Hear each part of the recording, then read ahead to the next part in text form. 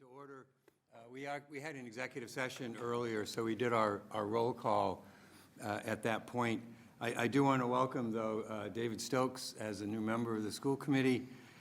David brings a lot of experience. He's probably, I will say, has attended more meetings than any other person who has just joined the school committee. He's been an attendee for several years, so he's quite well versed in what's going on. So I look forward to working with him. Appreciate him stepping up to take on this assignment. You want to make any quick comments? No, just that I'm excited to be here and looking forward to working with all my colleagues to help better the students of Watertown. Right. Thank you. Welcome. So our first item of business is the annual school committee reorganization. By our bylaws, we reorganize every January, the first meeting in January of each year, and that consists of the election of officers. We have a chair, a vice chair, and a secretary, and then we also review and approve subcommittee assignments. The person who calls the meeting to order for that is the most senior member, which I guess I have become. Eileen, after 24 years, has retired, and she's probably been the most senior member for, I would say, at least the last 10 or 12, if not longer. So I've called the meeting to order. The first order of business is the election of officers, and the floor is open for nominations for the chair. Are there nominations? Lindsay? Yes, I'd like to nominate John Ports for chair of the school committee. I'll second that. Is there a second? Are there any other nominations? Seeing none, I'll close the floor for nominations. I'll say just a couple words, I guess. I appreciate the nomination. I appreciate the support from they haven't voted yet, but I appreciate the support from my colleagues on the school committee. I look forward to another year with a lot of challenges in front of us. I'll actually speak to that a little bit later in the agenda on the chair's report. So seeing no other nominations, all in favor? Aye. Aye. Opposed? The ayes have it. Next nomination would be for the, actually then the vice chair. So the floor is open for the nomination. I'd like to nominate Kendra Foley for vice chair. Is there a second? Second. Are there other nominations? Seeing none, Kendra, do you want to say a word? No, thanks, okay. Continuation. All in favor? Aye. Opposed? The ayes have it. And the nominations for secretary, floor is open. I'd like to nominate Amy. Amy Donahue? Oh. Okay, is there a second? Second. Official. Amy Donahue. Second. Second? Are you willing to serve, Amy? I am with my incredible secretarial skills. Okay. Are there other nominations? Seeing none, all in favor? Aye. Opposed? Ayes have it. Thank you. Next item would be the subcommittee assignments. And let me, as the chair, I put this together as a recommendation, subject to the vote of the full school committee. And the subcommittee assignments are relatively similar to what we've had this past year. However, we have a new member, so there's a few changes. Let me read these off quickly. The athletic subcommittee would be chaired by Amy Donahue. Members would be Lily Raymond Reed and Kendra Foley. Budget and finance would be chaired by Kendra Foley. Members would be Lindsay Mosca and David Stokes. Buildings and grounds would be chaired by David Stokes. Members would be Amy Donahue and myself. Curriculum, the chair would be Lindsay Mosca as chair. I'm sorry, curriculum, Lindsay would be chair, Lily Raymond Reed and David Stokes as members. And then the policy subcommittee, the chair would be Lily Raymond Reed and members Amy Donahue and Kendra Foley. We also have some negotiating teams. The units B and C, we're still working on kind of resolving who would be the representative from the school committee for that. WEA Unit D would be Lindsay Mosca. That's a continuation from the previous year. The SEIU Custodians Food Services is myself, and the Administrative Assistants SEIU would be Amy Donahue. Lindsay has volunteered to be the CPAC representative, David Stokes, the Cable Access Board, and then there's also Amy Donahue, who's a representative to the Wellness Committee. So those, and then also Lindsay and I are on the School Building Committee. However, that's an appointment done by the town, not by the school committee. So those are the proposals for subcommittee assignments. Is there a motion to approve these? So moved. Second. Second. Any discussion, questions, comments? Seeing none, all in favor? Aye. Opposed? Ayes have it. Thank you very much. Next item on the agenda is the public forum. We have public forum at this point, and then we also have one later in the meeting. Anyone like to speak on public forum? Seeing, oh, yes, go ahead. Yes, come up here and just, your name and speak. This might be a little tall for me. Should I pull this down? Hello. Some of you may already know me. My name is Maria Hinkson, and I have 2 children in the Watertown Public School Systems, actually 1 now. My older daughter has since graduated and is at UNH. My younger daughter is at the middle school currently. I wanted to come and talk to you all, not for my children, and I might get emotional, so I'll apologize now, but for the children of the schools that are there now. My younger daughter, luckily, has not been dealing with any sort of bullying or harassment in school. However, my older daughter had been since 3rd grade. I have sent a timeline to many people about this. No one's really taken any action for my daughter. I made calls, I sent emails, I argued, I fought for 9 years for my daughter. And it was really hard to see my daughter go through something that I actually went through myself. So I have been looking into a lot of things in schools, because what I'm finding now in the middle school is that there's other kids that are being bullied and harassed, and there's some racial stuff that has come up as well. And again, my younger daughter has not had this issue, but her friends have. And so I started looking into it. On November 14th, I put out a quick survey to some people on Facebook and figured I'd get some responses.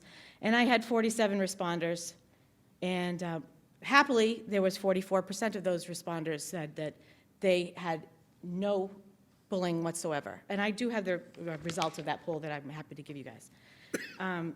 Sadly, the remaining 55% had children that have experienced bullying in the schools. And I have it all broken down, and based on those numbers, this year with your 2,608 students, that means that over 2,000 kids are probably being bullied in the schools right now, every day. Statistics are, every 7 minutes a kid's bullied. And I know some people may think I'm lying about this or exaggerating, but I'm not. When my daughter was in 3rd grade, that's when it started for her. And I'm only bringing this up because I want you guys to understand what it's like for a parent and for a student and what actually happened. This is her real story. We don't want anything from it, but we want other people to know in the town that other people go through this and that they should come forward. People don't want to come forward. They don't want their kids to be victimized again to go through this. They don't want to sit in a meeting and have to talk about this. They don't want other students in the school to hear about it and be embarrassed by it or feel as though they can't go to school. So I invited many parents here to come and talk about this, and a lot of them couldn't come. So since I asked for this poll, I've been that's my phone, sorry. A lot of people have sent me messages asking for me to speak for them or just speak. So here I am. because I think you all need to know the truth of what happened in Watertown, here. So in 2009, 2010, it started. From 3rd to 6th grades, my daughter was bullied by a group of girls at the Lowell School. And when we tried to stop it, we found out afterwards that the guidance counselor decided that on Fridays, they were going to have lunches together to try to get them to be friends. No one asked me for permission for this. No one asked my daughter for permission for this. They just went ahead and did it. So she never had the opportunity to make new friends because she was always forced to have lunch with the girls that were bullying her. I know they're children and things can change, but it didn't help my daughter any. In 7th grade, administration, students, and coaches bullied my daughter. She was very ill at the beginning of 7th grade. And when she went to school, the school decided to have an assembly about her illness because she had pertussis, which was very contagious, and we all understood that. She returned to school after she was cleared by doctors. It didn't stop the gym teacher from throwing her out of her office and saying, "You're the sick kid, get out." It didn't stop coaches from telling other coaches at a track meet, "That's the sick kid," and they canceled the track meet. It didn't stop for kids coughing and ridiculing her for years. To the point where then Principal Dr. Carter told me, and I quote, "I would support you in reporting a HIPAA violation." I did not. I did not because my daughter asked me not to. I did not because I didn't want to drag anybody through the mud, and I didn't want to make waves. She wanted to go on and not be bullied anymore. Sadly, that wasn't the case. In 8th grade, students continued the bullying, and luckily, guidance helped, but it continued. In 8th grade also, a teacher made her stand up and be measured for the dress code in front of the entire class to make sure that her rear end was covered by her shirt. Stood up in front of all the kids in her homeroom. Apparently, that was acceptable, and when I complained, they're like, "I'm sorry, it shouldn't happen." No one ever apologized to my daughter. No one ever spoke to my daughter about it. In 8th and 9th grade, we had finally got to deal with cyberbullying, which was race-based, because she went to the movies with a boy of color. And that invoked all kinds of things put on the internet. Pictures of her, racial slurs.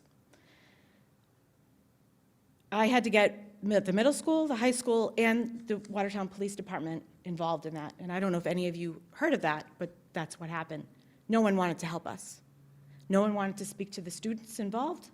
No one wanted to talk to my daughter. The middle school said, speak to the high school. The high school said, talk to the middle school. Both of them said, talk to the police department. When the police department finally stood up, then we had a meeting. Her very first day of high school was a meeting discussing what had happened, and we were told that that group of girls, which were the same girls from 3rd grade, were told, don't do that again. They were not punished. Nothing. There was no repercussions whatsoever. Now, we hear this term of zero tolerance being thrown around all over the place, and I scoured all of the documents I could find, and I didn't find anything. I didn't find a list of any kind of disciplinary actions that should be taken when kids are bullied in school. It's just kind of a, well, we'll deal with it. It's not acceptable. Kids are being hurt. Kids are suicidal. Kids are hurting themselves. Kids are not wanting to come to school. It's unacceptable that the school does not stand up for the children of Watertown. It's just not right. So never during those 9 years was my daughter known to any of these children had any disciplinary measures. The cyberbullying incident resulted with the don't do it again. Zero discipline means zero deterrence. These kids are going to keep doing it because that's what those girls said. They walked out of the room and said, who's going to know what we say? That's a joke. No one's ever going to get in trouble for this. So they continued. My daughter after that was sexually assaulted. She was harassed in the hallways. It continued.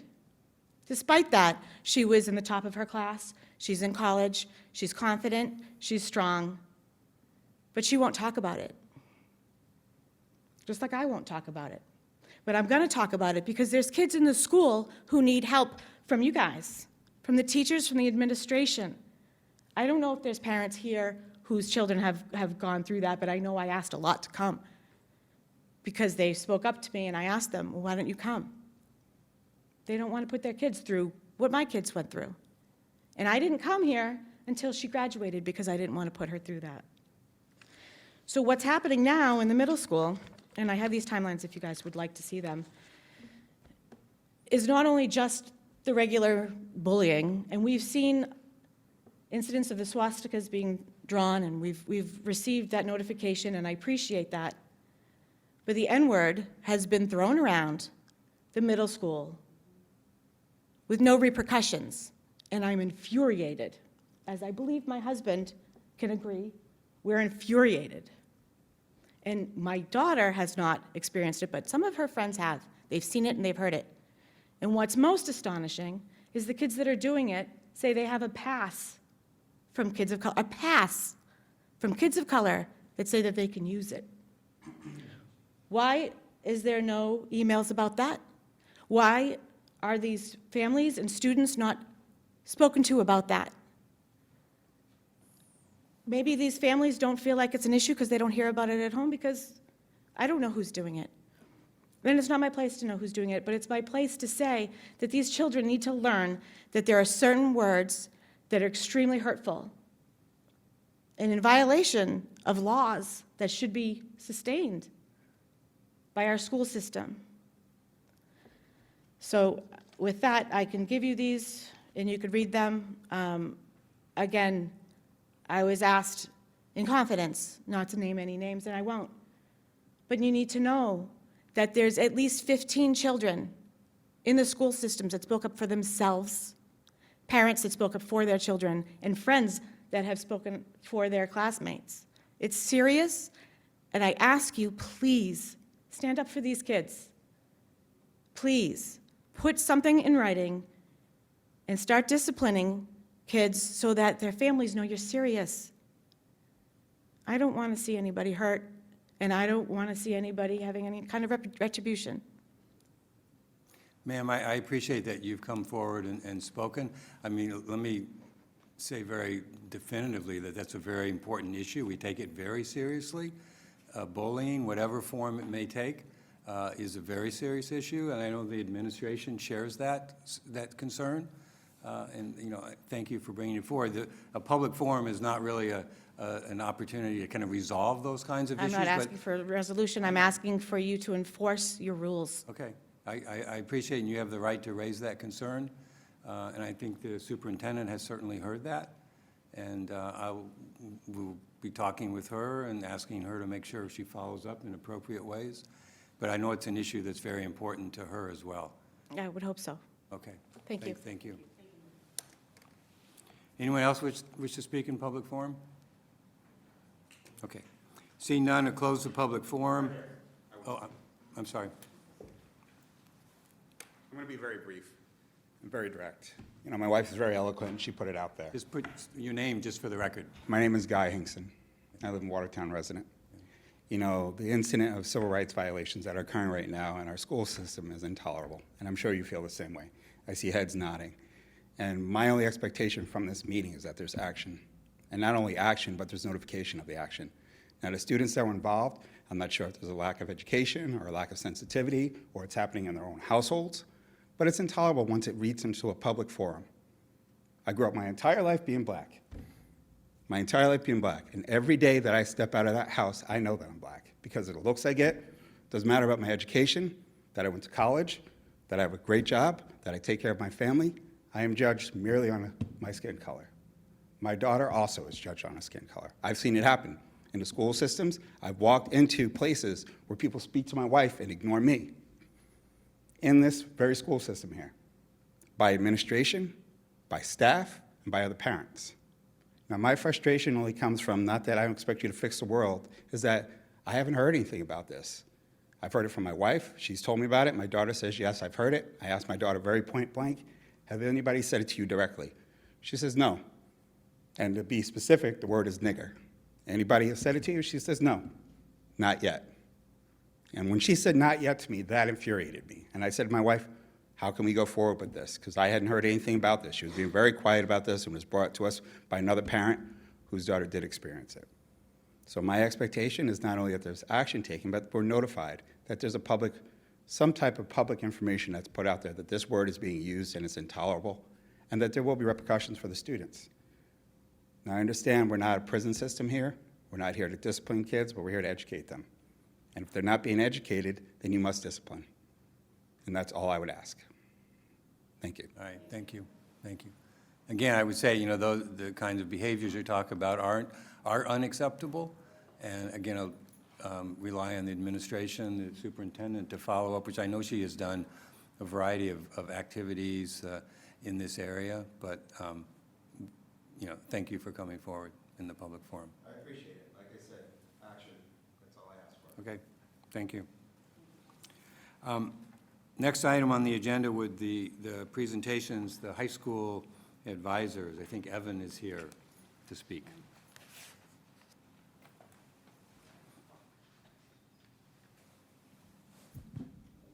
Hi, I'm Evan. Lakshmi cannot be here today, unfortunately. She's not feeling well, so I'll say everything about what's happened in the past month. So I guess to begin, Happy New Year. Nice to be here again.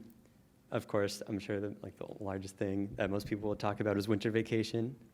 That happened, of course. And then a thing that's on a lot of people's minds, I'm sure, is midterms. A lot of students, they're coming up starting in the January 21st, Tuesday, January 21st. And then since last month, the winter sports have started just after Thanksgiving break. Also, the play rehearsal for the play Chicago High School Edition has started. Cast is established, crew is going, and everyone is working hard on that. Also, the robotics team, their build season has started, which means it's an intense 6-week period in preparation for competition, where the Watertown High School team competes in 2 months, where they meet every day. So that's really interesting. It's good for them. They're working hard on that. And lastly, for seniors, people who applied early action, early decision, have gotten their decisions back from schools. And most regular decision deadlines were January 1st, and that has happened. And so I'm sure a lot of seniors are relaxing now that they're finally done with that. Thank you. All right, thank you.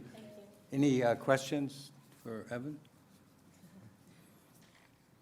I should have said welcome to the new year. Okay, thank you very much. Thanks for coming. Give our regards to Lakshmi. Hope she feels better.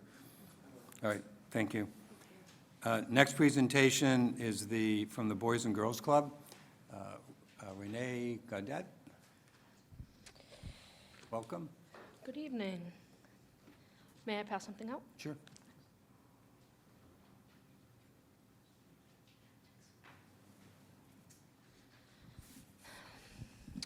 So my name is Renee Gaudet. I'm the Executive Director of the Watertown Boys and Girls Club, and I appreciate the opportunity to speak with you all tonight a little bit about our Boys and Girls Club right here in Watertown. And I want to tell you guys a little bit about what we have going on, and also kind of open a discussion for the future about how we can continue to collaborate to help support all of our students here in town. I put together a short slideshow, and I've provided you guys with the slides. I'll go pretty quickly through it, but certainly if you have any questions or comments, feel free to interject or save them for the end. Are you going to push me forward? All right. So I've been at the Boys and Girls Club. I'm just finishing up my 7th year, and about 5 or 6 years ago, I did have the opportunity to come speak in front of the school committee. So it's been quite some time since I've been able to share with you guys what's going on at the club, and a lot has changed in that time. And so it's really exciting what we have happening, and just want to share some information with you guys. So about us. So the Watertown Boys and Girls Club is open to all youth, ages 7 to 18. It costs $25 a year to be a member during the school year of the Watertown Boys and Girls Club. And as a point of reference for you all, it costs us just over $1,000 to serve each member of our club. So I think it's a really important point to make that at $25 for the year, that remaining $975 that we need to serve each of our young people here in this community is fundraised. We are not funded by the town. We are not funded by Boys and Girls Clubs of America. In fact, we pay dues to be a chartered organization of theirs. So I think it's something that's really important that people understand. The club is an affordable, accessible youth development program, and it's subsidized by the generosity of our community. We offer after-school youth programming Monday through Friday from 2:30 to 8:30. We open early whenever the schools have half-days. We're open as soon as school lets out. We're open during the school vacation weeks in February and April. We operate 2 summer camps, a 10-week camp called Adventure at Hale Reservation, and we also do 7 weeks of a summer swim camp. In 2018, for those of you who may not be aware, we renovated our facility and we opened Watertown's first and only teen center. Tell you a bit more about that later in the presentation. We give out over $25,000 a year in financial aid. That is primarily given out for summer camp attendance, although we do scholarship other programs such as our swim lessons or our birdie basketball program, and even when needed, the $25 membership fee. We have social work interns, 3 of them currently, from Boston College, who work with us, who we have for the whole year working with us. They're supervised by a former head of the DCF, and they're in our clubhouse 3 to 4 days a week, helping to support our young people. We also have a partnership with Bentley University's Service Learning Program. Their students provide after-school homework help and tutoring every single day in our education lab. And we have about 12 Pulse volunteers working with us from Boston College. Because we've seen a lot of growth and we are a small staff, we've had to bring in some new resources like interns and volunteers to help support the numbers and the kids that we're serving. So we're a nonprofit youth development organization. We've been around since 1972. We'll be having a big 50-year celebration in 2022. We're working on that now. And our mission is to inspire and enable all young people, especially those that need us most, to realize their full potential as productive, responsible, and caring citizens. So we deliver on that mission by focusing on 3 core outcome areas: healthy lifestyles, character and leadership development, and academic success. I grew up going to the Boys and Girls Club. It was a while ago.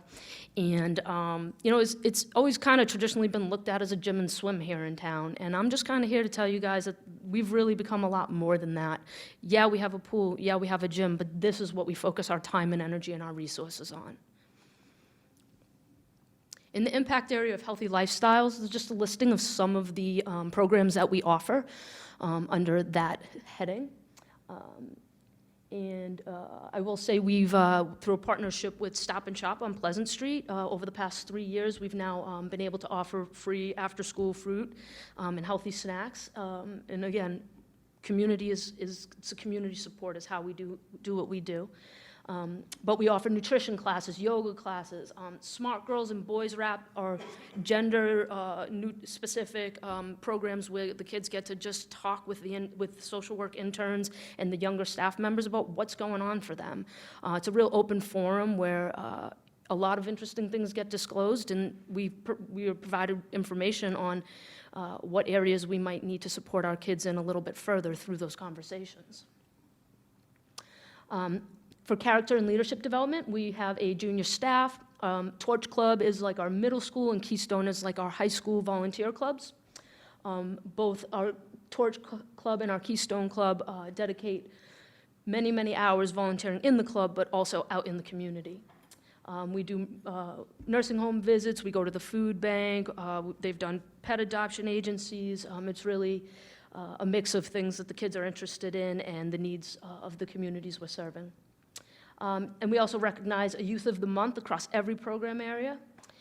And Boys and Girls Clubs across the country do a program called Youth of the Year. And a year ago, Watertown Boys and Girls Club had the Massachusetts State Youth of the Year, Destiny Santa Lucia.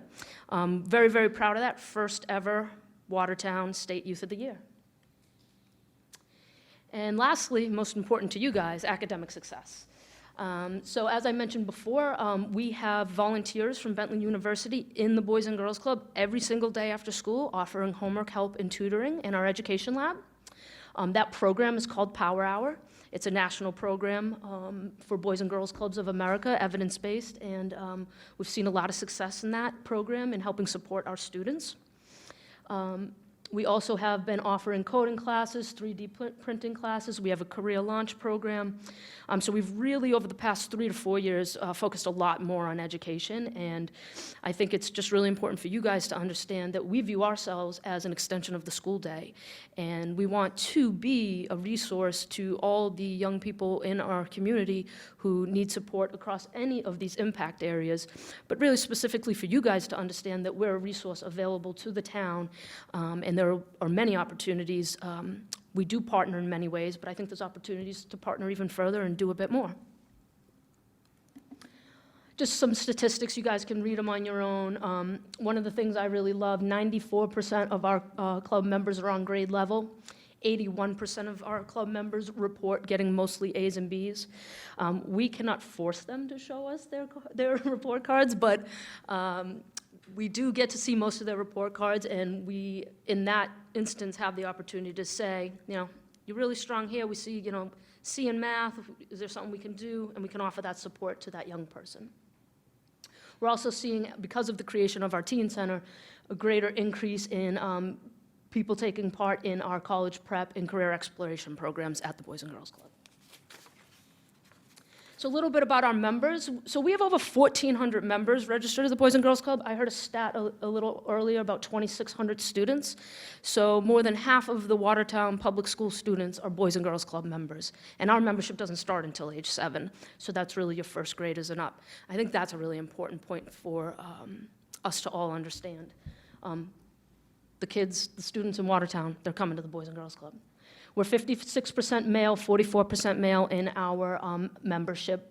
A lot of people often assume that we're very male-heavy because they assume we're a swim and gym. It's not really the case. As you can see, we have a huge number of members that are on ages 9 and under, but we've got pretty steady numbers in that 10 to 12, and that 13 and up age group is rising, and I'll show you a graph indicating such. We have, much like the school systems, we have 29 languages other than English are spoken in the homes of our club members. Not everyone fills out every part of the form, but of those reporting, 15% of our members are getting free or reduced lunch, and 69% of our members are coming from a single-family household, which that number astonished me when I pulled it. It was a really high number. So this is just a chart showing you guys our average daily attendance. This is Boys and Girls Club talk, really. 1,400 members, great, but 1,400 kids don't come to the Boys and Girls Club every day. So how many kids are coming to the club every day on average? That's really how we look at our own growth. And so what you'll see is 2016, 2017, we're kind of in that 90 range. We renovated the facility. We built a teen center. Our average daily attendance in 2018 was 120. Then something magnificent happened this year. A bus started to bring kids from all 3 elementary schools, and we saw another huge jump. We're averaging 146 kids a day in the Boys and Girls Club. 3 years ago, that number was 85. That's a really significant increase. So one of the other main reasons I wanted to come here tonight was to thank you guys, because we've heard from our families that they want access and that transportation has been an issue, and we've had trouble solving it, and you guys really stepped up to the plate this year, and it's really, this is the impact. Kids are able to take advantage of that $25 a year offering to come to the Boys and Girls Club and take part in anything you want to that we're doing from 2:30 to 8:30 after school. Our teen registered members as well, as you can see, we went from about 230 to 270 after we built the teen center, and this year we're up to 314 teen memberships. So again, I grew up in this town. There wasn't much for teens to do then. Still not much for teens to do. They're coming to the club, and it's really a cool thing to see.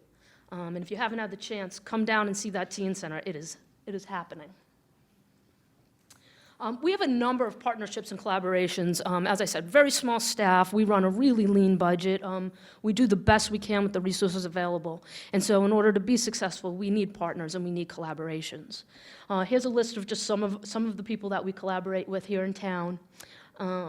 All probably very familiar and outside of our town, all familiar entities to everyone in the room. But right down that bottom, Watertown Public Schools. My kind of final point, my kind of thought of being here tonight is, as I said before, we want you to think of us as an extension of the school day. So what more, what different, how can we continue to support one another in supporting our students and their achievement? So, a couple of the things I'd like to just have us all think about as we move into the future. How can we, the Boys and Girls Club, strengthen our relationship with the guidance departments? We will get phone calls from the schools that say, these two kids had this issue at school today. They're coming to the club. We just want to give you guys the heads up. We will get those occasionally. Sometimes we don't.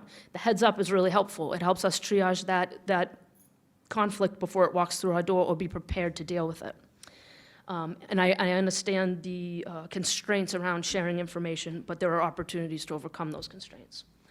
Supports for students experiencing academic challenges. I have tutors looking for kids to tutor. I assume there's probably kids looking for tutors who can't afford private tutors. So how can we coordinate a little bit better and collaborate better at that opportunity? Furthermore, to support our most vulnerable youth and families. There are times when the school knows more than we do about a family, but there are times that when we actually know more than the schools do about a family. And so just want to brainstorm and think about how we might better support those who need our support, specifically around the coordination of supportive services. Lastly, summer learning loss. Many Boys and Girls Clubs support the local school systems by tackling summer learning loss opportunities. So I'm here to say we're interested in tackling that, and if there's a way to collaborate, if there's a way to figure out what the summer learning loss is, how we can bolster it, what we can implement, that's something that we'd like to do. And lastly, of course, is the transportation issue, which for this year has been really, really a big deal, to have the opportunity for those kids who before couldn't get to the Boys and Girls Club to now be able to get there and take advantage of all the impact that we're having.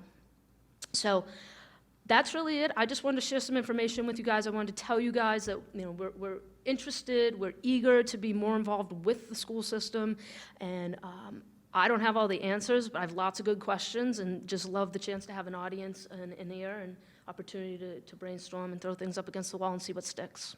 Okay. Thank you very much, Renee. Thanks for the presentation. Very Thanks welcome. for all the work that you do. It's, the Boys and Girls Club's a tremendous asset to the community, and we're happy to partner with you on the transportation, and you've raised some other possibilities there. So I appreciate that very much. Questions, comments from the members? Anybody? Yes, Kendra. Thank you for the presentation. I was just dropping my youngest off at Biddy basketball tonight, and it was a happening place. Uh-huh. So, and it's really, seeing the transformation over the last few years has been really incredible. And this last slide is great, and I'm really excited to think about, are there other ways? Because sometimes there are just small barriers to big change, and thinking about how we could work together to do them is exciting, so thank you. Thank you. Other comments, questions? The transportation that you alluded, oh, I'm sorry, Amy? Yeah, that's okay. Thank you, Renee. I did not grow up in Watertown, but my husband did, and he is a club kid through and through, and is a business owner in Watertown. It's probably our largest contributor to the Boys and Girls Club, and my son is also a volunteer there, which I'd like to see more happening with our older students, because I think then it offers opportunities for the teens to see either past high school kids or current high school kids volunteering, and then they get excited to come to the club. So that would be great to work with maybe some community service hours at the high school. Excellent. But again, these ideas on the back page, like Kendra said, is a great way for us to collaborate with the club. I'm thinking maybe we could move forward and have a point person, just another committee we could sign up to be on, folks. I mean, we love to be on committees. Yep, I'll be on that one.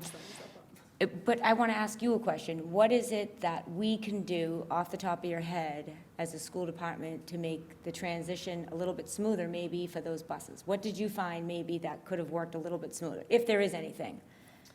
With having the transportation? From our 3 schools? Because I know that was new this year, so what could we do in the future that would make that a little bit smoother for the club or for us, or if anything comes to mind? You know, I'll be honest, I was so very excited to learn about it, but I learned about it from a parent when, like, we opened in September. And had I known that I was going to get such a large influx of daily attendees, I would have made a stronger case around budget time to my board that I needed more staff. So I think the one piece was not having the information and then having all the kids. Luckily, as I alluded to, we've got good partnerships with the local colleges, and we are able to bring in volunteers and interns to help support our work. But the truth is, I could use another 1 or 2 youth development professionals on my staff at this point, and that's a good problem to have. More time for communication from our end to you. Yeah, and to your point, just if I think my staff, we often talk about kind of like, we don't really know who to talk to. We all kind of know a couple of people at the school, and we call whoever, and the message always gets through, but it would be great to just have a more clear way of communicating, just a starting point of someone who can say, you know, push that there, push that this way, and talking about things like, you know, figuring out how to support, you know, their grades and other things like that. And I think that's important, because if we're going to have this connection with the club, even more so with all these, you know, concerns that we have and this great stuff happening, I think a point person would be a great way to get information and clarity. Yeah, thank you for asking that. That would be really helpful. Mark? Thank you. Thanks, Renee, for all you do for our kids. The Boys and Girls Club plays a very important role in this community in particular. And I'm really pleased to see the numbers went up because of the transportation. It was a long discussion that many of us had, if you remember, and it's critical that these kids have a place to go. And I think you're providing that, and you continue to build on those programs, and we thank you for that. Thank you. Thank you. I appreciate that. Superintendent, you want to speak to it? Yes, certainly, I would just echo the appreciation that we have for you as being partners for all of the children of Watertown.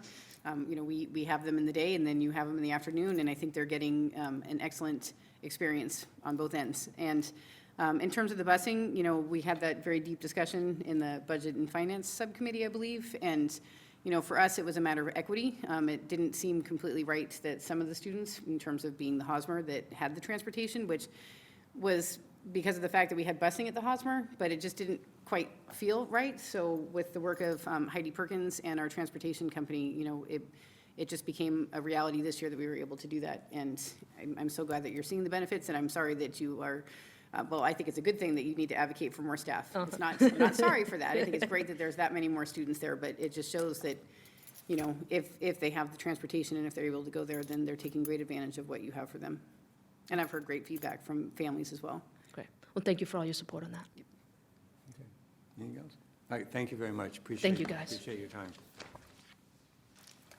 If there's no objection from the committee, I'd like to move up one item, the Connections Program Review, because we have a guest as part of the presentation, so we'd ask to move that forward if we could. I'll start off with Dr. Galston. Excellent. So, you know, throughout the course of, you know, the years that I've been here, actually all 3 years, we've gone through program reviews of our programs in special education. One of the last ones that we needed to do was the Connections program, and we're very pleased. There had been a Connections program review a little bit earlier, but we felt that we wanted a more comprehensive review of our Connections program, so we're really excited to have this done with an excellent consultant who has put together a very strong review of our programs and helps us to celebrate the things that we're doing well and point us in a direction for future growth and development. So I'm going to hand it over to Kathy Damaris, who's the Director of Student Services, for a little introduction, and then to our consultant, Marcy Handler. Thank you, Dr. Galdston.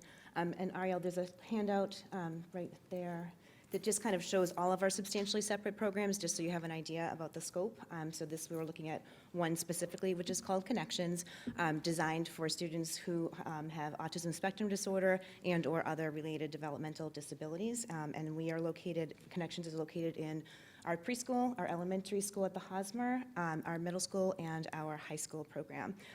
We really looked long and hard to find the right person to come in and help us look at our programming, and after an extensive search, we elected to work with Dr. Marcy Handler of Broadreach Consultants. Just a brief introduction, she's a board-certified and licensed behavior analyst, licensed psychologist, and a certified health provider. She's the former senior clinical director at the Ma Institute, and there she provided clinical training and supervision to staff who support individuals with highly complex social, emotional, developmental, and psychiatric disorders. So very uniquely qualified to help us with this work. And she spent many months, which she can describe in her presentation, helping us take a look at our programming to see how we're doing for our students with autism spectrum disorder. All right. Thank you. You're welcome. Thank you. I appreciate the time that you're giving me to provide you with an oversight of the program review that was done in the Connections program. I want to say first and foremost that it was a pleasure to work with your staff and to see the practices and the lively classes that they are holding, to see students engaged, to have that opportunity to really apply multiple lenses to that process as well. So what I hope to do today is to give you a little overview about the process, a little background about what goes into a program review, and to explain a little bit about the findings as a quick summary of the report that I submitted. Okay? I think. Let's see, okay.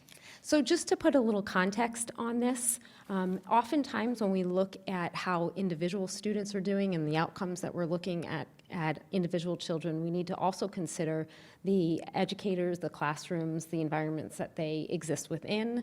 That includes looking at the programs and the schools as a whole. For this particular program review, my scope, if you will, looked at the programs and across classes, across programs, across students, across grades. So not everything is the same. We wouldn't expect it to be the same because of the developmental needs and as such, but I want you to keep that in context, that any kind of overall review is this integration of all these components. We also look at, when thinking about how programs are improving outcomes for individuals with special needs, and particularly with kids with autism, we're looking at both the practices, if you will, so what gets implemented, are these evidence-based practices, is there research supporting the use of those practices, but we also look at features like systems in terms of how are the practices actually being implemented. Those two, in conjunction with this third component, which I have labeled around the data or database decision-making, really, all three go hand in hand in terms of effective programming. So it's very important, and was important in my discussions with the team that participated in this process, to say we want to think about the what, but we also want to think about the how, if you will. How are things implemented? What are the systems that support that implementation? As well as what type of database decision-making process do we apply so that we can make feasible, reasonable changes to those practices or systems? Sometimes we think about that, if you will, as these overlapping circles or overlapping features, because they really do go hand in hand. And as schools move forward with multi-year plans in any program, if they will, they're really thinking about very comprehensively how can we have each of these features integrate, develop, sustain for durable changes if we want to yield better outcomes. And that could be across academic needs, across social needs, across independent life skills, functional skills, et cetera. So just to give you a background of, well then, Marcy, what would you be looking for in these environments? First and foremost, let's consider what are evidence-based practices when it comes to working with individuals with autism. This is a long list. I don't expect you to have it memorized by the end of the night. It's okay. As a reference, anytime we are looking at our programs for children with autism, we think about those features related to applied behavioral analysis, and many of these will exist. All will have different levels of emphasis in the programs, and at different age levels, we also emphasize different practices, just to give you a context of that. In addition to those evidence-based practices, however, we also need to think about the program ecology. So what do the classrooms look like? What are the learning environments?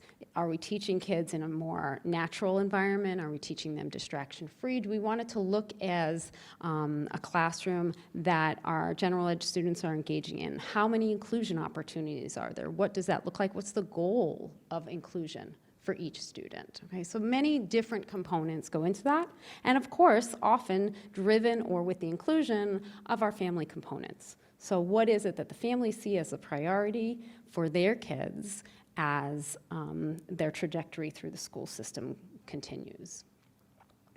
Another way of just conceptualizing this is a program review includes many components. I'll describe a few, if I will tonight, or if I can tonight, and then obviously you have the luxury of looking more deeply at each of those areas in the report. So first, what did it consist of? What was our methodology?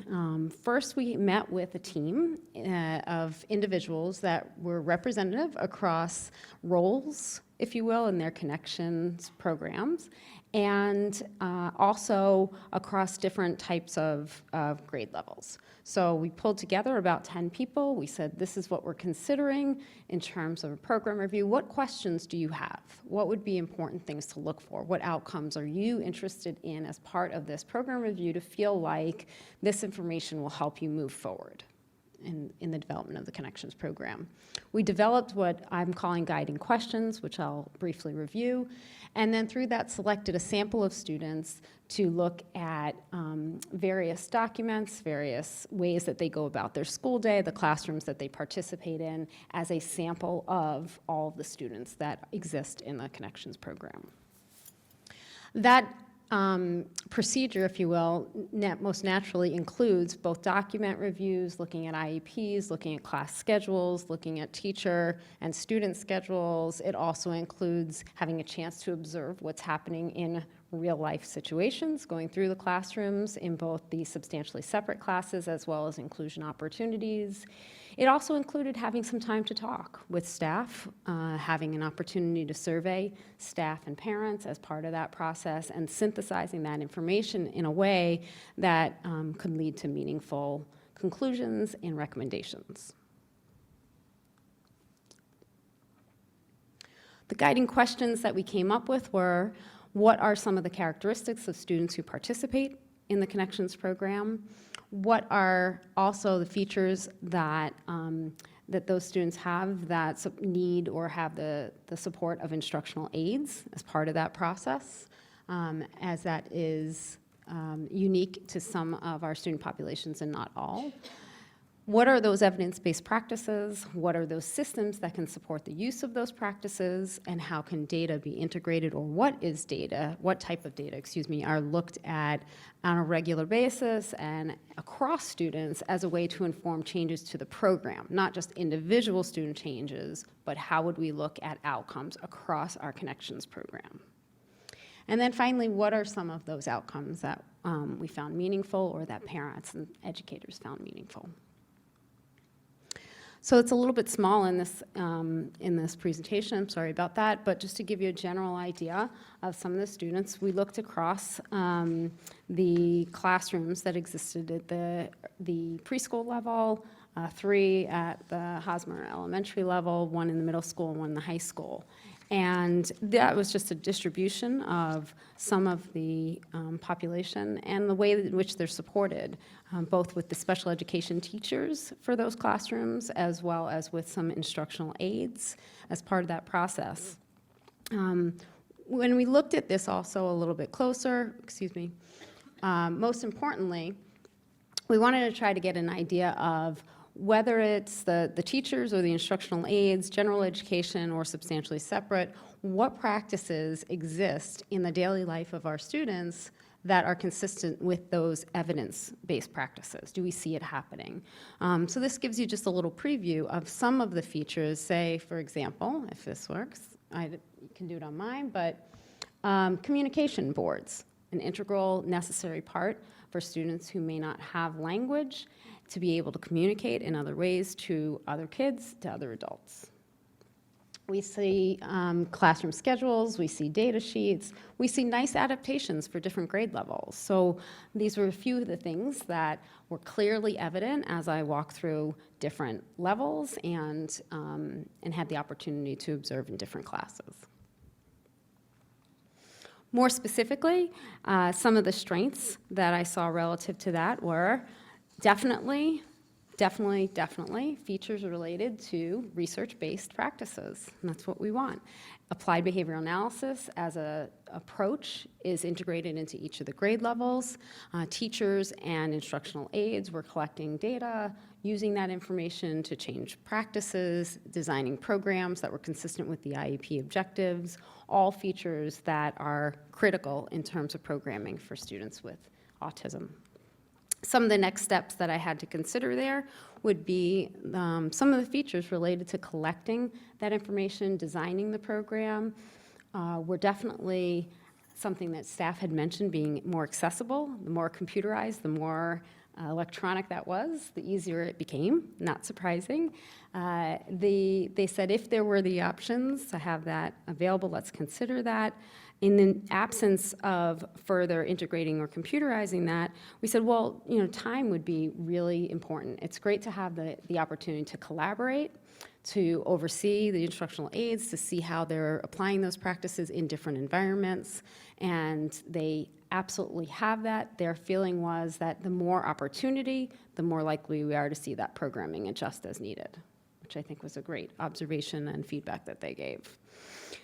The other pieces would be to add some methods around monitoring the implementation steps, whether that be the BSP is behavior support programming. A lot of students can access more educational opportunities in less restrictive environments if their social skills, if their behavioral skills are monitored by adults, if they're learning new ways of coping with stress or strategies or frustration.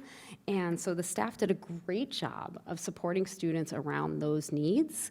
And they can sometimes be areas that are necessary to have adult supervision and support. They did a great job with that. And so it was one of my next steps and recommendations was to continue to monitor that, create opportunities where with less adult support, kids are still demonstrating those skills. Some of the systems that I observed or learned about as part of the process, these are a few examples, is what are those tools, either the staff skills themselves or supports throughout the classrooms that give us the ability to implement the practices more effectively.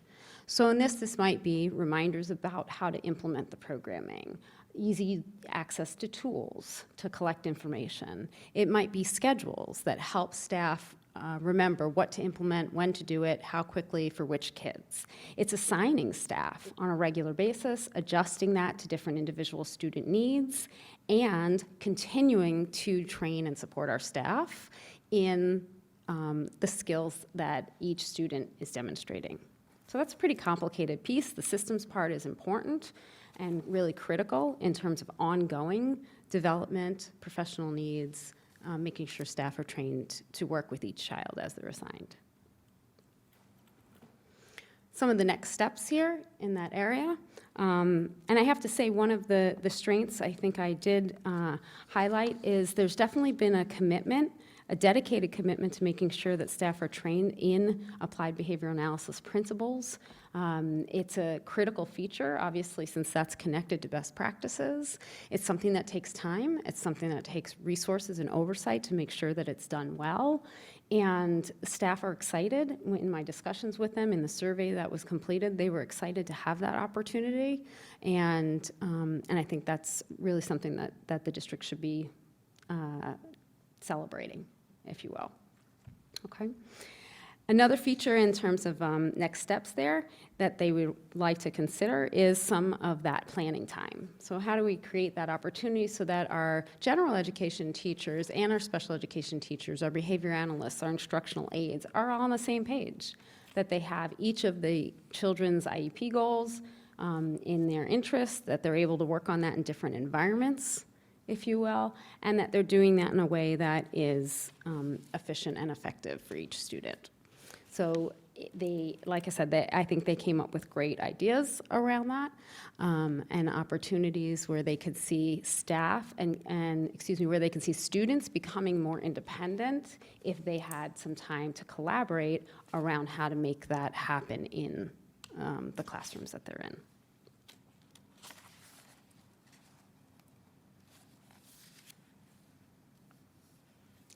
One of the other features, as I mentioned, practices, systems, and data. So how are we making database decisions across the program in a way that leads to informing changes to our practices, changes to our systems, makes it easy to monitor if those practices are being implemented with fidelity, and ultimately, if our outcomes are measurable and progressive across age levels, across settings, across needs.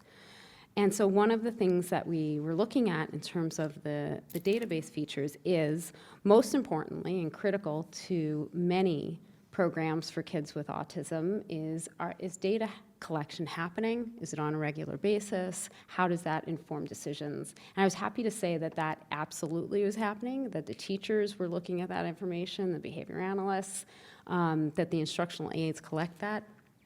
What I think was most interesting is that next step, if you will, is not the if it happens student by student, but how can we look at as a program whether that's progressing to the point where we make changes, right? So is there something different we need to do? How do we support their professional development differently, their training?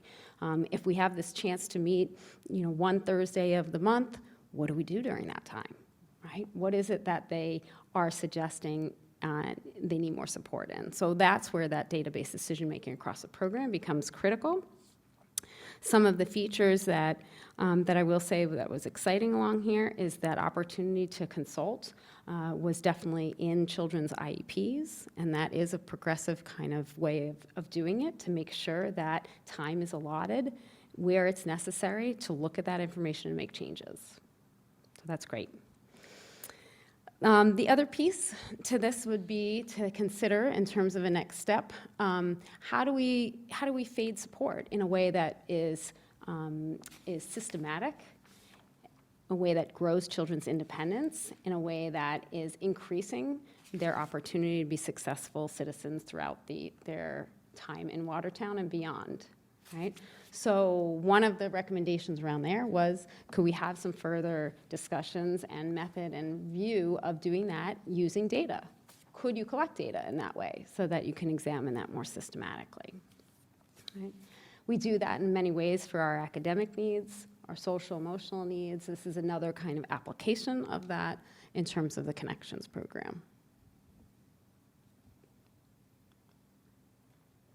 And so what some of the outcomes that we were able to collect or look at as relative to the question we posed, parents completed a survey. I will say that it was a small sample, so I want to be sensitive to that in terms of it may be representative. It may mean that one of the recommendations was let's get more parents talking about these features. But overall, parents reported being very satisfied with the progress that they see in terms of their students that were participating in the Connections program, and in also with students who had one-to-one instructional aides as part of that lens or part of that support, if you will.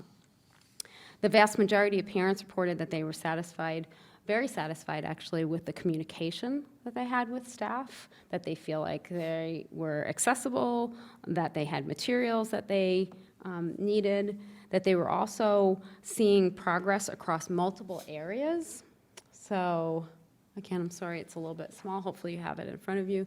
But that essentially the majority saw growth of those that were reporting in the survey across areas such as social skills, academics, behavior, communication, critical features that IEPs are developed around, and that families were also satisfied in the way that their child was growing in the independence that they were seeing as a result of some of the support.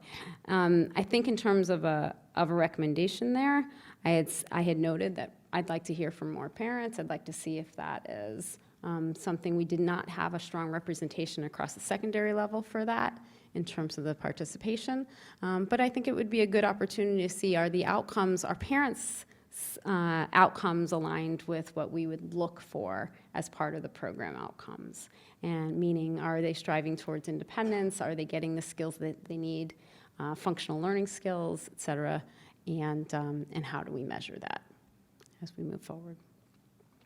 So what might be next steps for you as a district would be to consider a process, a team, action plan, if it makes sense to implement some of the recommendations. How would we go about looking at those practices more specifically and the fidelity in how they're implemented? Where does data get examined across programs or across the classrooms to be functional in terms of changes to programming needs?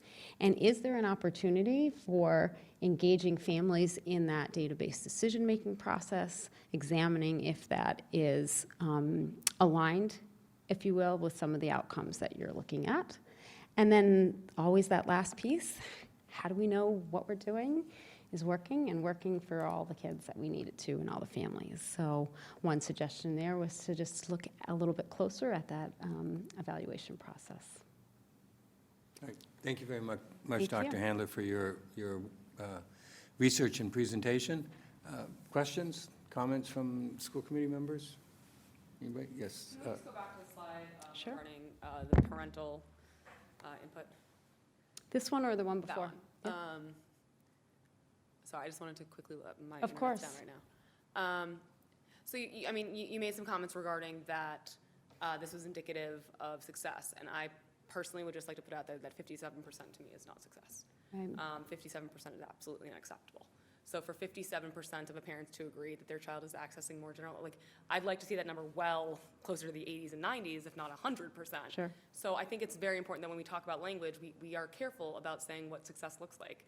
You know, as somebody who teaches in a fully inclusion classroom, to me, that number would not be indicative of parents feel like this is, that they are satisfied. I wouldn't say parents feel satisfied with a 57% rate. So I just want to be mindful of the fact that what we're seeing is movement. I think that we're seeing the possibilities here, but I don't think that we're seeing success in these numbers. And my biggest concern is the way that parents in this district are able to access special education and special education services, as well as conversations with our district administrators and, you know, IAs and gen ed teachers and all of that. And to me, some of these numbers are actually deeply troubling. And that last bullet especially concerns me, that parents are not clear Yeah. about something. And that I find, I worry. If parents are not even able to answer a question because they don't know what's supposed to be happening, that means that we are failing in our ability to communicate with them.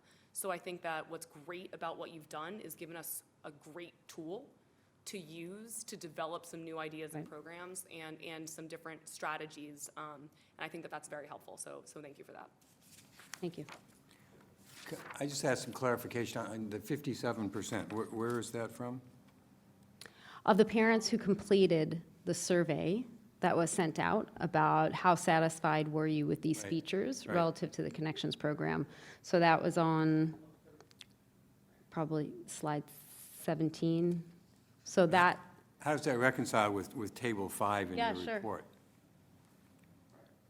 right? So they had they were different questions. So this question on this survey was asking about how satisfied are you kind of with the program needs? And then the next feature were of those, the families who had kind of the one-to-one support. How satisfied were you with specific features around that one-to-one support? Okay, but I don't want to belabor it, but Sure. in Table 5, in this document, which you don't have, well, it's up there. That's, Is it, which question the first question is the satisfaction question? right, so how satisfied are you with communication in the program, with the access that your child gets to support, with the connection staff as a whole, to updates provided to you on your child's progress, your child's growth since entering the program? So that was overall satisfaction. And then there was also, if your child receives one-to-one support, then specifically, are you satisfied with the level of support, the opportunities for inclusion, the growth that you're seeing as a result of that support? Can I ask a question too, John? Yeah, go ahead. I know we're all asking the same question, but the sample, is that of the 42 students in the Connections program? Correct. And how many of those did, because you said it was a small sample, how many did? 13. 31% of the 42? Right. It's, Right. it's 13, and that's the comment I was going to make, just in terms of sampling. It's Right. only 13 families responded to the survey, and just from a, Right. I mean, I think that the 57% of those who are unsatisfied and unclear about communication, that's something that we really need to be concerned about, but we also have to consider the voluntary response bias, that people who are Right. more concerned or less satisfied are more likely to respond to the survey. So, I think the information is valuable, and there are, I would be worried about those families who are unsatisfied or Right. not, finding success or unclear about all that. But it's also, those percentages are not super meaningful compared to the size of the program or the lack of a big enough sample size to counteract the bias. Right, so I would suggest that it's a start in terms of a dialogue that you have, but that you need to gather more information around and make sure that given that your population as a whole is a small population, make sure that it really is capturing the voices of the parents accurately. Okay. Other questions, comments from the school committee? I just Yeah, have Amy. a comment or a question. So since this survey has been done, which was a year ago, or over a year ago now, what changes have we currently made in the school system to improve on these next steps? Yeah, so at this point, we have some opportunities for follow-up with the staff to start talking about their action plan items and how to prioritize, looking at the implementation steps from here forward. Yeah, I have not begun that journey and that process with them yet. Okay, thank you. Until this was. Other questions or comments? One comment you point this out at some point in the report, and you mentioned it there about looking at outcomes, Yeah. which is an area that you didn't, the language you use here, where was it? Somewhere that we're not really set up to kind of Right. track outcomes. Right. So what do we need to do for that, and what kind of outcomes would you be looking for? Yeah, so I think one of the recommendations I had was, do you have the ability to look at progress that the students are making across students, right? So as a program as a whole, similar to, in essence, how you look at MCAS scores, and you can say the third grade made progress of this percentage over time between last year, or this cohort progressed in this way. There isn't that ability to say, because we're implementing these practices and we have these levels of support, our students are making this type of change. It is different when you're looking at measuring that through IEP progress, but you can put systems in place to say, is there growth? Are there changes from progress report to progress report year over year? Are students accessing more inclusion opportunities? Are they being more successful in those features?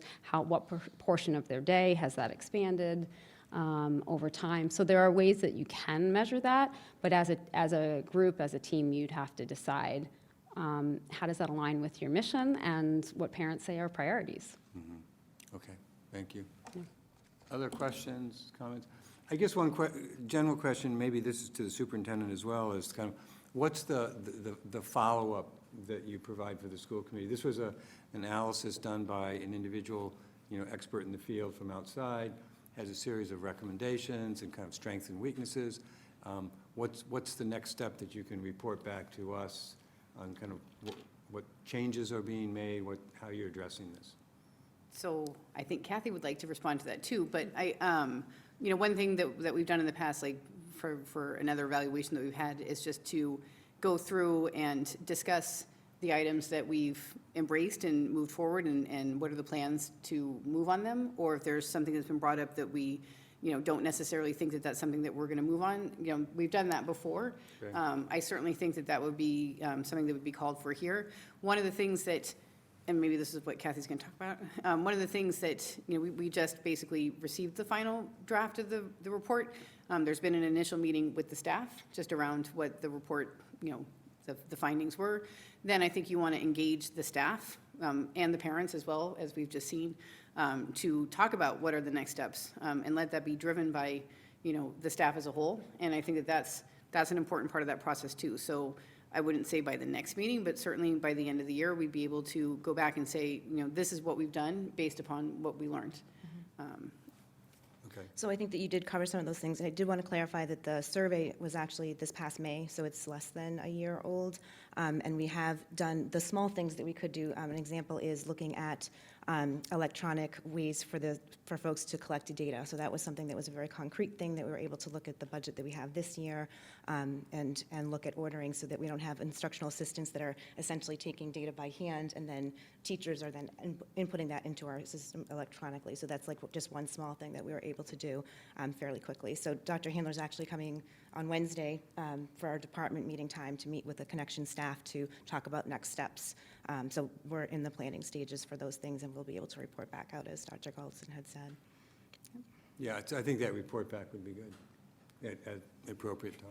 And yes, so specifically about this report, but in general, one thing that I'm hoping to do, if, hopefully by the next meeting, is just to, I think it's been a while since we've really looked at special education across the board, and looking at, all of our, just as a kind of a summary to the school committee of the various programs that we have, kind of like what you have here, students and teachers and trends over time and budgetary allocations. And, I just don't think we've done a deep dive in special ed for quite some time. So I think that's warranted, in addition to later following up about the specific report. But, I think that would be a good point to do that. Okay, I think that sounds good. Yep. Any other questions or comments? Okay, thank you again. Thanks to both of you for your work on this. Let me go back up on the agenda to the action items. The first action item is the compensation for non-aligned staff. So I think, based on discussions we've had, I think I would look for a motion to table this to a subsequent Make a meeting. motion to table this to a subsequent meeting. Second. Any discussion? We just need to gather more information for this topic. So all in favor? Aye. Opposed? The ayes have it. Thank you. Next item on the agenda is item B, the continuation of Colin Boyle as attorney for the school committee. And then I note their pending completion of attorney search process in the spring of 2020. I actually communicated this to the school committee probably a month and a half or so ago, and I just want to put it on the agenda so that there's a public action taken. Colin Boyle, by way of background, Colin Boyle is the attorney who has been working with us for a number of years from the law firm, and I don't have it in front of me. What's the law firm name? In the past. Morgan Brown. Morgan Brown Morgan and Joy. Brown and Joy, sorry. Morgan Brown and Joy, Schoolroom House. for a number of years, and has left Morgan Brown and Joy and has moved to a different law firm in New York, although he has continued with a number of clients here in the Boston area. And in talking to the superintendent, we felt that it would be important to stay with Mr. Boyle, Attorney Boyle, at the present time because of our involvement with collective bargaining. He's playing a critical role there, and some actions related to collective bargaining that he's engaged with. So, the recommendation was to continue with him as an individual under this new firm. All the terms that he will operate under will be the same in terms of compensation and all the rest of it is, there's no change. And then in the spring, we will do a full search. And, his firm can apply or can respond, but other firms can as well. We haven't done that in quite a few years. Before I joined the school committee, I don't think it's ever been done since I've been here because we've had the same firm.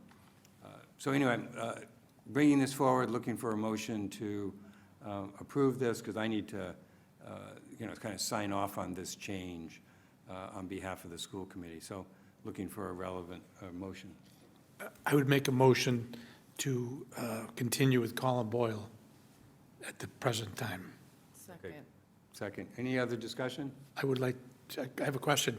Why would we wait until the spring to begin this search? Why would we not, I know, because then it may go into, later into the year. Why would we not be getting that sooner so that we can be prepared, let's say, at the end of the school year? to move on. Well, certainly, the intent would be to, thinking likely would be a July 1 start date for the new Right, person. but I mean, why wait till spring to do Well, that? Spring is a broad term. And today. It's after January 1st. At colleges. Around here it is. Yeah, well, colleges where I work, we're in the spring term. It doesn't feel like it, but they use it. So I'm using, we can start as soon as possible. I think the search is going on for the headmaster at the high school. I think we wanted to probably wait until that one was over, and then we could move to it. So that's another month or so, little 6 weeks. But certainly the goal would be to finish the process well in advance of July 1. I would hope that we could do that, because that would be a concern of mine. Yep, okay, fair enough. Any other questions on the motion? All in favor? Aye. Opposed? Ayes have it. Thank you very much. Next item are the budget transfers for fiscal year 2020, and this is connected in with the budget report from Ms. Perkins. And actually, she kind of alluded to transfers at our last meeting, but I'll ask her to report on this. And we have a document, a memo in our materials on this. Ms. Perkins. Thank you. At this time, we're requesting 2 budget transfers. They're significant, and the first one was in the packet last month. It's relative to technology needs. It's getting a little feedback maybe here. We had approximately $70,000 in extra out of circuit breaker funds at the end of last year. We've talked about several times. We have that sort of parked, I guess, in the budget for out-of-district tuition, but we didn't need it, and we didn't budget to have to use it for that. It came in late in the year, so we didn't know we would have that, so that is freed up. And then we had some prepaid tuition. So we are requesting to purchase, as we mentioned last month, for the 29 projector installs. Right now, there is a special, and it is on a state bid, but it's buy 7, get the 8th free, which includes the installation. They're $2,500 each to install. So getting 3 free would be a $7,500 savings. That's why it's less than what was in the memo last month, which was a great deal. That came out at the end of their calendar year. So we would like to install the 29 projectors in the remaining classrooms across the district that do not currently have them, so that all of our staff have the technology, that's equitable for all of the classrooms. And additionally, we met, myself, Rajmi Primakar, and somebody from our tech department, and we talked about what else do we need for the iPads for the testing. It creates a bottleneck. We only have X amount in each of the elementaries.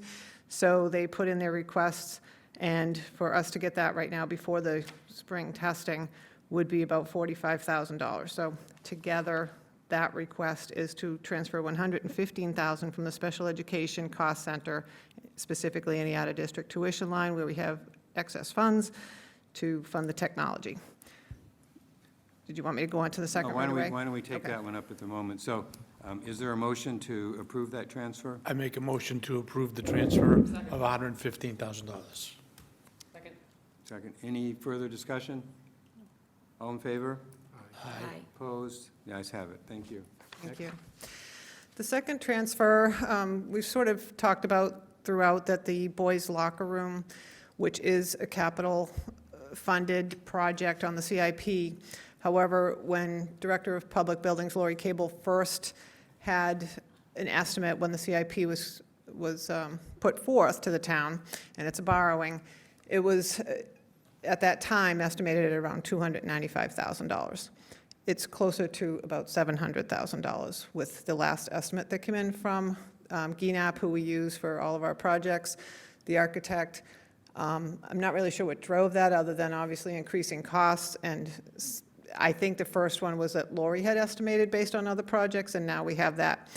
The bids have not come in yet. We decided in discussion also with Tom Tracy we can put it out to bid, and even if we didn't come up with the funding this year, then we could also decide to put it off until next year. We don't have to accept a bid, and we just wouldn't award the bid. But the timing is such that it had to be put out to bid now in case we did have the funding, so we could go ahead and award a contract and get everything ready to go for this summer. So with the end of the year items that we put, we used our budget to take off the CIP. The items that we didn't need to use CIP funds for, that money can be reallocated, but we would still be short $200,000. So again, with prepaid tuition, we have some other savings from our Minuteman. We had a few students decide to not go in the end. We had budgeted for 65. We have 60 students. So we have savings in the Minuteman tuition line. We have savings in the special education cost center out of district tuition.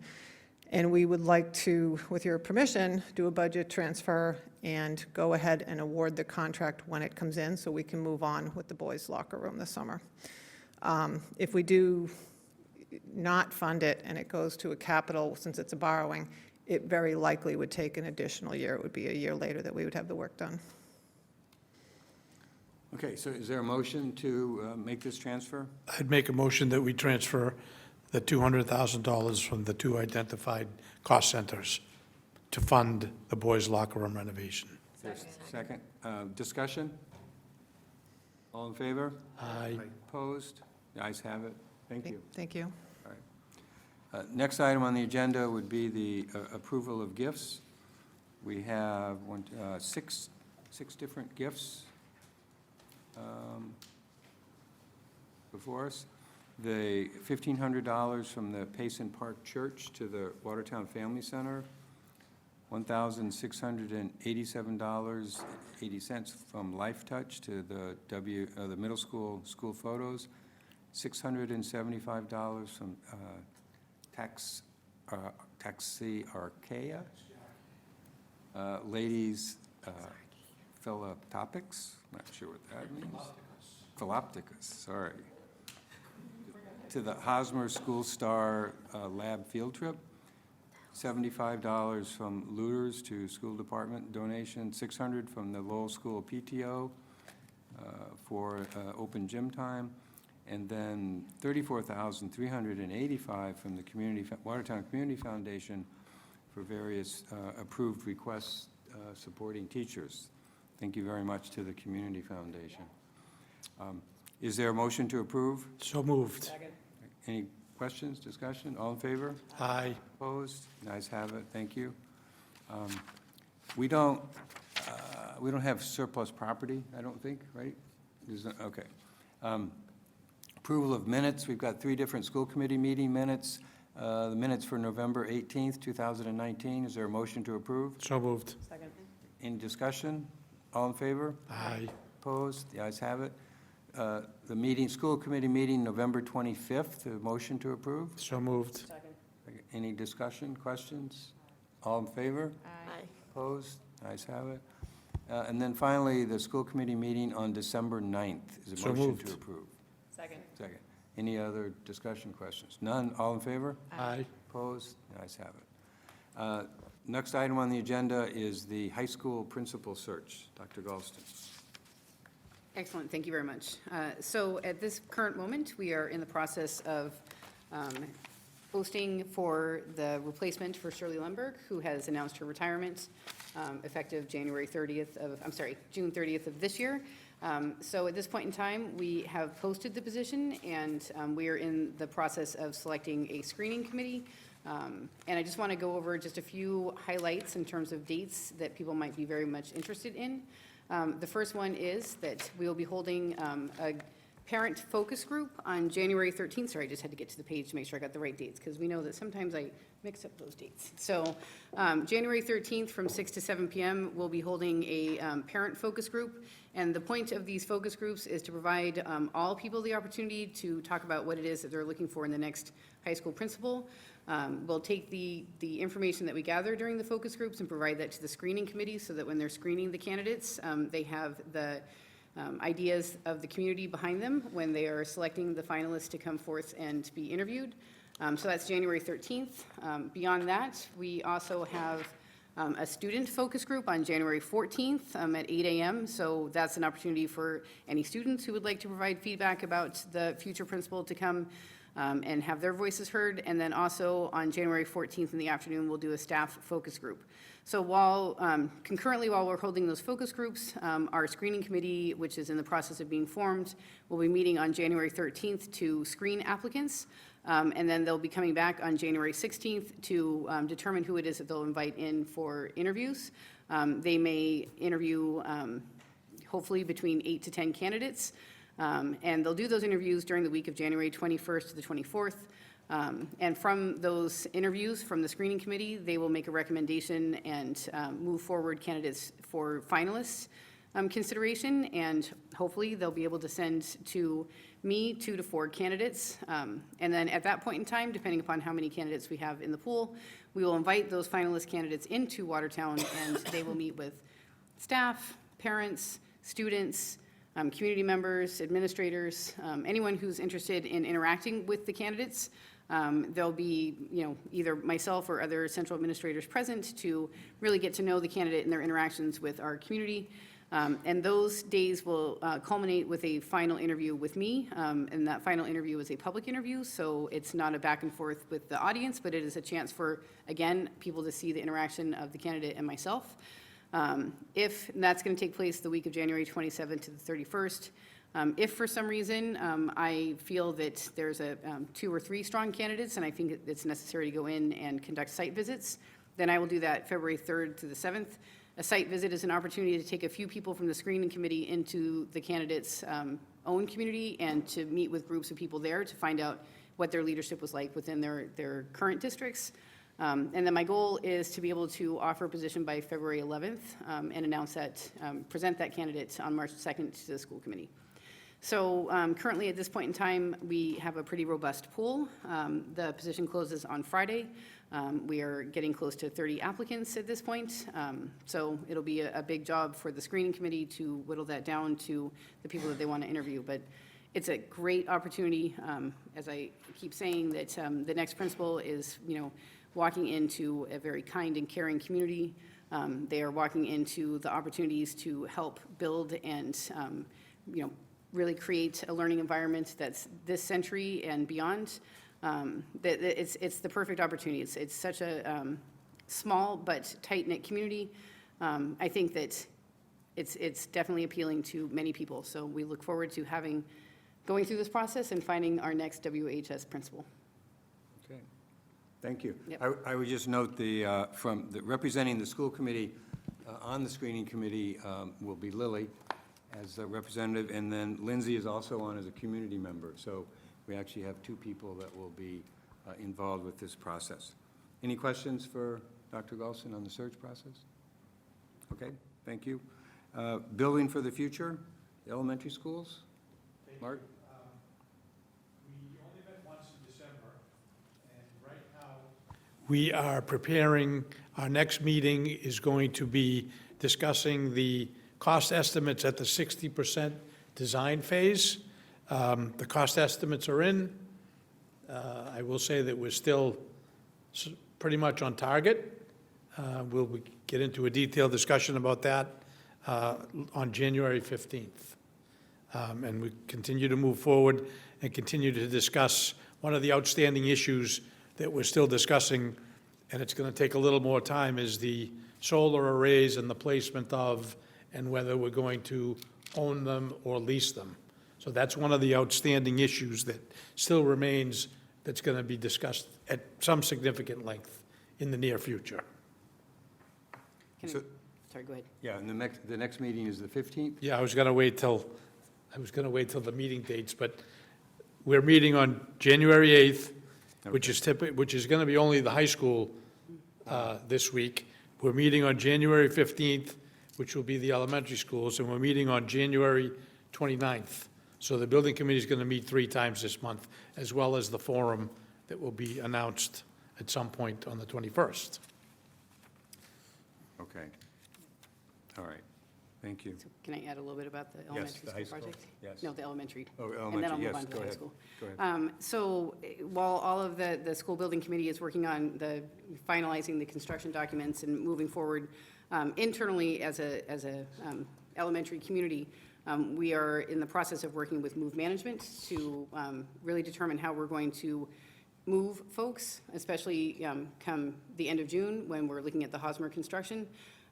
So that is something that we're in the process of doing, and we are very optimistic that by the end of January, we'll be able to share information with the larger community about Move Management. But we're very pleased to be able to really maximize the use of the Hosmer in very creative ways to ensure that our students don't miss a beat when we move into the Hosmer Z shape for the construction period.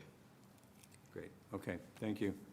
And then on the high school, do you have either any updates? So the meeting this Wednesday will focus on the high school? Yes, and I can touch on that if you don't mind. Sure, yep.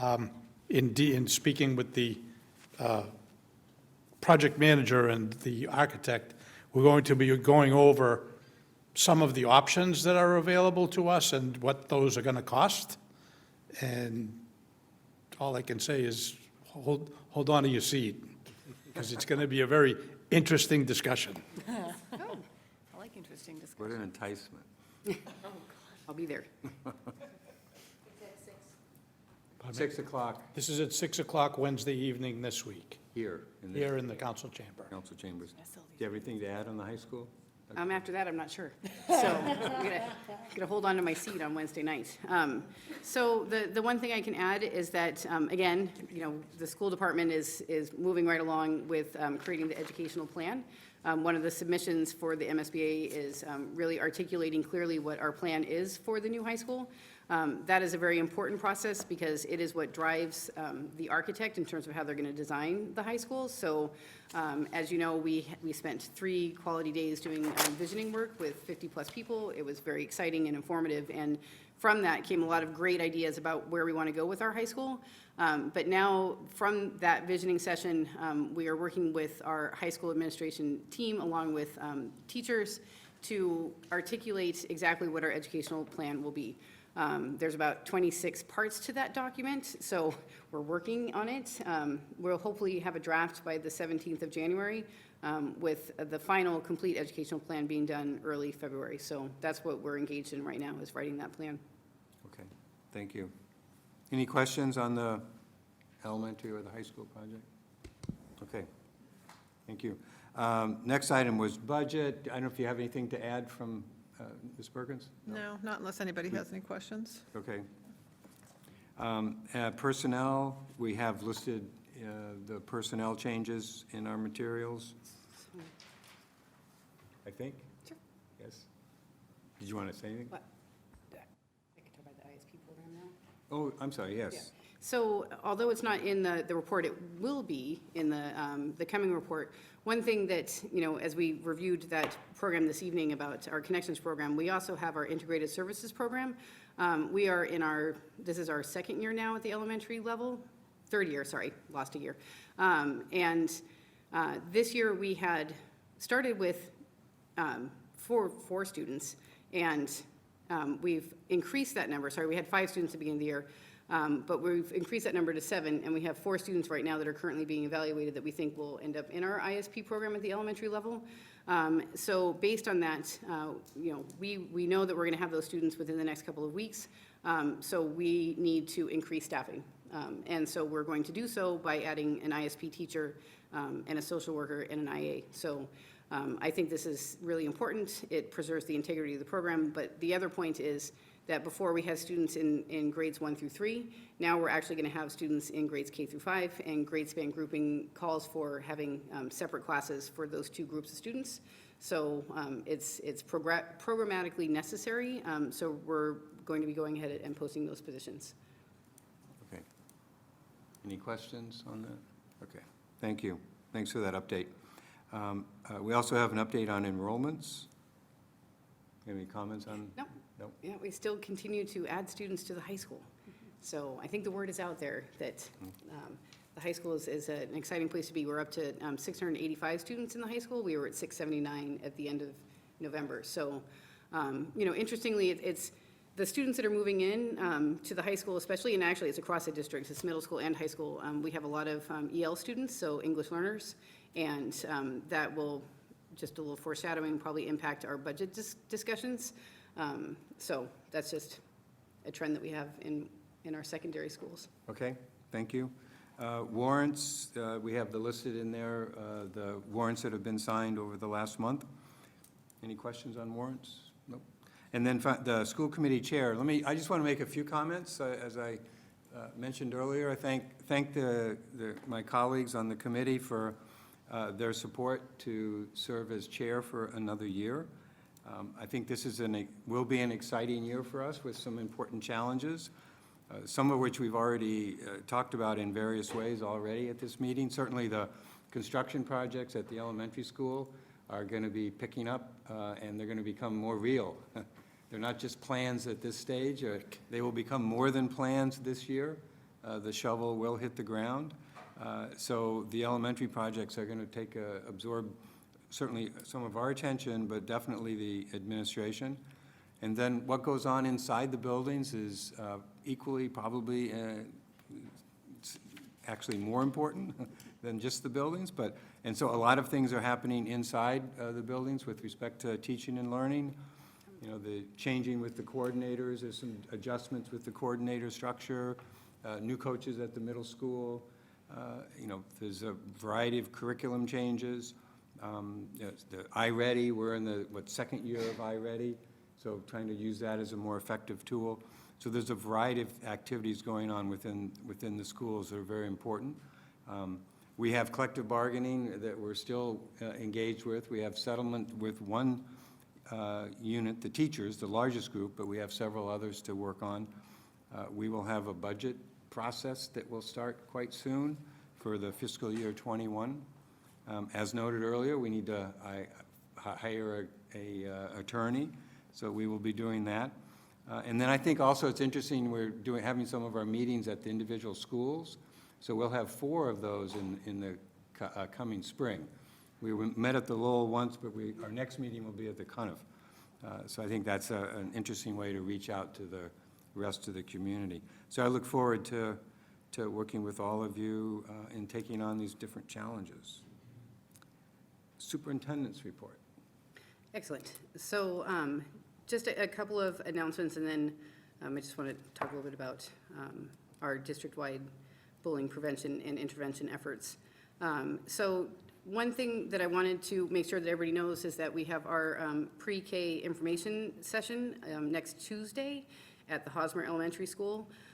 So that's really important for people who are interested in having their students come to join us in pre-K. Just want to make sure people are aware of that. Also, next Thursday evening, January 16th, we are, the Anti-Bias Coalition is hosting an event with Gabby Pacheco. She is one of the people who was instrumental in having DACA be part of the Dreamer program. So we're very excited to have Gabby Pacheco speak to our students as well as any other adults in the community that evening. So that's something that is happening as well. I'd like to thank, she's not here this evening, she's been here for a couple of meetings, but Ruth Henry, as well as the larger Anti-Bias Coalition for bringing us such strong and profound programming, both for our students and for our community.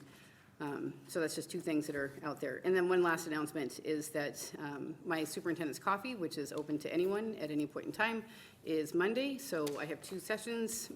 The morning session is at 9 a.m. up in room 301 at the Phillips Administration Building. And then the evening session is at 7 p.m.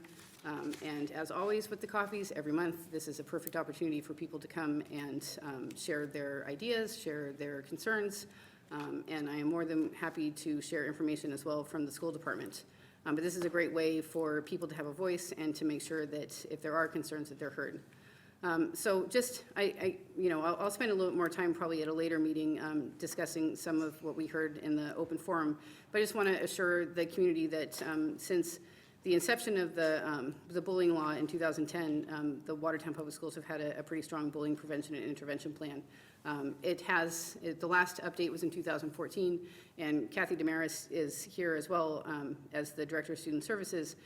We know just last week that it's time to reevaluate and reassess to see how well it is that we are implementing our bullying prevention and intervention plan. So that is something that we are slated to do in the next couple of months. So it's very timely that we had that feedback here this evening about taking a deeper look at that. I do want to just assure the community that, annually we have trainings for our staff. We annually train our administrators in terms of the correct bullying investigations and paperwork and following up and creating safety plans for students. Two other things, and I talk about it all the time, and I think this is a big issue. I mean, it's not something that you change or that necessarily, wouldn't it be great if we could say that 0% of students in Watertown ever experienced any bullying, but that would be the ultimate goal. But it takes time, and some of the things that we've put together here in Watertown to work on issues of bias and some of the concerns that were raised is we have that Equity Leaders Group, which is about 30 teachers within our system, K through 12, who meet regularly, monthly. This is definitely the feedback we got this evening. We have a meeting at the end of this month. I will take the feedback that we got to that group and see if there's anything that we want to add to our anti-bias work within our schools. Certainly that is something that we will take very seriously and commit to. And then the formation of the Anti-Bias Coalition, which is at this point 50 to 60 members, whose work is to try to address some of the issues that we have, either not just within our schools, but just within the community in terms of bias. So, and I, as Mr. Port said, I fully, we believe that we want to have a caring and welcoming community for our students, and if our students aren't feeling that, then that's something that we absolutely are committed to doing something about in a very meaningful and concerted and strategic way. The one last thing, and one thing we haven't done as a school committee is gone over the YRBS, the Youth Behavioral Risk Survey, which was done at the end of last year. That is something that usually Wayside joins with the Watertown Public Schools to present the data. So I will reach out to Wayside and see if we can't do that presentation at the next, either our next school committee meeting is getting very booked. But I think given the timeliness of this conversation, it might be something that we should at least do a brief overview. But we had 1,000 students respond to the YRBS survey. And in terms of direct bullying that happens, and 0 is the goal, but we are at, of those 1,000 students, 146 students reported, that's middle school, high school, being bullied. And that is a number that's too high, but I think there was a representation that it's about 50% of our students that are bullied. But this is directly from our students, and it's an anonymous survey, so they don't have a reason not to report accurately. So while I'm exceedingly concerned, and I think that that's something to address, I just want to make sure that it doesn't seem like 50% of our students self-reporting are being bullied. So I will give you a better presentation of the YRBS. And this year, interestingly, with the YRBS, we partnered with Middlesex, the Middlesex League. So we have comparison data with the 12 Middlesex communities, and our bullying numbers at the high school level are much lower than the Middlesex communities and a little bit higher at middle school, which again, we've had some concerns here this evening around middle school. So that's something that the data, indicate that we should be, considering, but still it's not. It's higher than I would ever wish it to be, but it's not in the 50% range. But I do appreciate the feedback that we got from the community members here, the parents, about their experiences within the schools. And, it's very saddening to me to have students that are experiencing what was described, and it's not something that we want in our schools. Okay. Thank you, Dr. Galston. New business? Any new business? I know that January 15th is going to be a very busy evening. I think there's a lot going on, but there is a guidance workshop as well that has really some cool workshops at the high school at 6:30, presented by the guidance department. So, On January 15th? yeah, a Wednesday evening. On guide for what is that? For its, all different grades. It'd just be like if you had careers, interest in the medical field, the STEM fields. For career planning? Yeah, not so much, and then there's other things. There's a lot of different workshops that are being offered. Managing stress in the high school. There's a whole bunch of listed on their website, so Okay. it's writing a college essay. There's some things, all different things. Other announcements, school building committees, I think we covered that ground, unless you want to repeat it again, just to make sure. January 8th, 15th, and 29th are the school building committee meetings. Okay. Now, January 21st is the high school visioning session. And what, Community forum. Community Forum, I'm sorry. And place and location for that? That's going to be at the lecture hall at 6:30.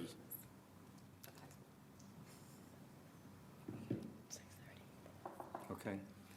Superintendent's coffee, she already mentioned, on January 13th, and the coalition meeting, January 16th, you mentioned that also, I think, Yes, correct? the presentation, Gabby Pacheco, Yes. yes, or we have an Anti-bias coalition meeting, right, but that's later. okay. And then the community forum on January 21st, and then the next school committee meeting is January 27th, the end of the month, and that will be at the Cuniff School. And then finally, public forum. We have another opportunity, if anyone hasn't spoken already, on public forum. Okay, is there a motion to adjourn? So moved. All in favor? Aye. Opposed? The ayes have it. Thank you very much. Thanks for coming.